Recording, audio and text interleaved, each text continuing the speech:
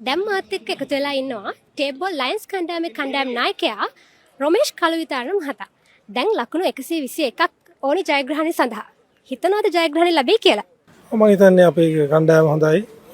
හොඳ ක්‍රීඩකයන් ඉන්නවා ලකුණු ලබා ගන්න. මම හිතන්නේ අපි හරි ඉලක්කයට ගියොත් එම් පුළුවන් කියලා තමයි හිතන්නේ. මම හිතන්නේ මුල් ක්‍රීඩකයන් හොඳින් ක්‍රීඩා කරන්න ඕන.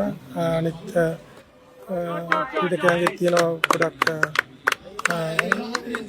යාට කරන්න හොඳට කරන්න මම හිතනවා අපි ලබා ගන්න කියලා. හොඳයි.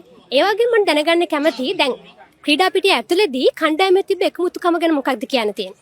ඇත්තටම හරි සතුටුයි අපි කවුරුත් කෙනාව දන්නේ නැතුණාට කියන්නේ එක ෆීල්ඩ්ස් වල ඉන්නේ ඒත් අපි එක ටීම් එකක් හැටියට තාමත් හොඳින් ක්‍රීඩා කරා.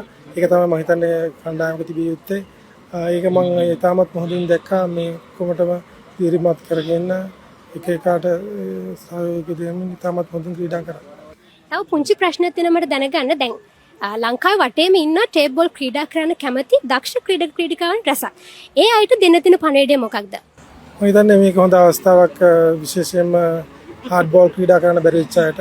මේක මේ අවස්ථාව අරගෙන මම හිතන්නේ තමන්ගේ හැකියාව පෙන්නලා තාති කණ්ඩායමට හරි ඉස්සලාම හරි මම හිතන්නේ ක්ලබ් එකකට එකතු වෙලා ක්‍රීඩා කරලා තමන්ගේ ජයග්‍රහණ ලබ පෙන්නලා තමන්ගේ හැකියාවන් පෙන්නලා මම හිතන්නේ ජාතික කණ්ඩායමට එන්න පුළුවන් වෙයි කියලා මම බලාපොරොත්තු වෙනවා. ඒ වගේම සුබ පතනවා.